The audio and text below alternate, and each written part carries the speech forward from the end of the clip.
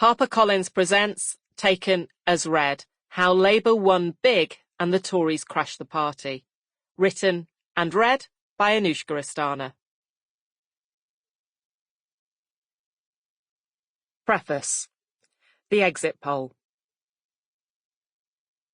Polling day, Thursday the 4th of July, 2024. My producer, Lily, and I had arrived just after 7 p.m. with a strict instruction that the address of this central London location must remain secret for reasons of security. We were given the number of a man called Duncan, who met us at the door, handed us bright pink wristbands, and then led us down some stairs and along a corridor to an area flanked by security guards. Duncan ushered us into a side room where we took seats and waited, nervous and excited. A few minutes later, ITV's election analyst, Professor Colin Rallings, and our head of special events, Emma Hoskins, came in and sat down opposite us. People would be voting for almost another 3 hours. But Colin, whose analysis has been central to ITV News election coverage for decades, already knew what was unfolding. This will be a Labour landslide, he told us, with the Conservative vote share falling back everywhere, taking the party to its lowest point since 1832. But it was not only Labour who had benefited. All over the country, the Reform UK vote had risen, the Liberal Democrats were on track for their best result ever, and the Greens looked likely to pick up seats. Labour could have a big victory built on a relatively small share of the vote, Colin explained. What about Scotland, we asked. It looks as though the SNP have had a disaster, he said.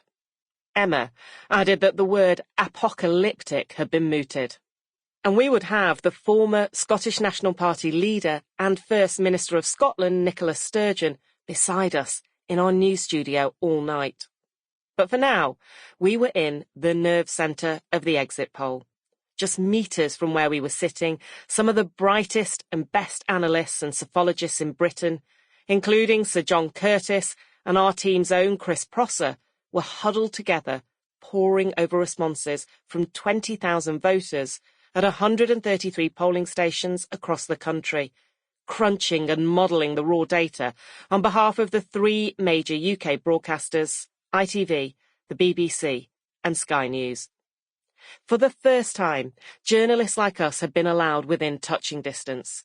We were not part of the exit poll process and had no influence over its outcome, but we would be able to go on air with a new confidence and a more thorough understanding of the story the data was telling, and therefore better able to use our powerful data tools to explain what we were witnessing from the get-go. And what a story. If the exit poll was right, Keir Starmer had just reshaped Britain's political landscape. In my 20 years as a political journalist, spanning 6 general elections and 8 prime ministers, I'd never experienced anything quite so thrilling as knowing the likely results of a general election 3 hours before anyone else, including the man set to lose his job at the top of government and the one about to replace him. At the same moment, Conservative Prime Minister Rishi Sunak was at home in his constituency of Richmond, North Yorkshire, surrounded by family, including his parents. The night before, he'd embraced them both emotionally ahead of a speech in Romsey on the Hampshire coast, where he had attended primary school. Elsewhere, Keir Starmer was also with his wife and children. He would soon leave to go to a friend's house to watch the exit poll moment with family and a few advisers.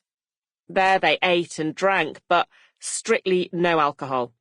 Jill Cuthbertson, then Director of the Leader's Office, now Director of Government Relations in Downing Street, wanted everyone clear-headed and ready for what was to come, not least a speech on the steps of Downing Street in the early hours. Not on my watch, she joked. But that was all to come. At 9 p.m, after the 8:45 data drop had been modelled and briefed out, we dashed out of the building and jumped into a waiting cab to make it back to the studio in time for the opening of that night's election show. The wrong cab, as it turned out. It was Emma and Chris's, meaning they were left wandering the streets and watching the top of the programme on their phones. Perhaps the least Sample complete. Ready to continue?